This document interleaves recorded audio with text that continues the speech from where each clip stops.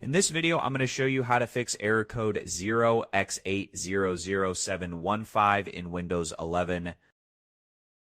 So this should be quick and easy process video. Now without further ado, let's go ahead and jump straight into it. So the first thing you need to do is to go ahead access settings. So go ahead, click on open. And now just wait for the settings to open up for you. After the settings open, just go ahead at the top and type troubleshoot. And then after that, just go ahead, click on troubleshoot recommended preferences. And then click on other troubleshooters and run the Windows Update troubleshoot. So after you click, it will take a couple of seconds to load up for you. So just give it a moment.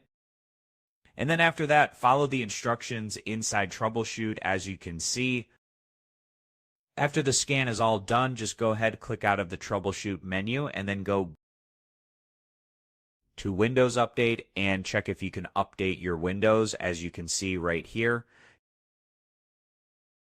Check for any new updates you might have available and install all of them.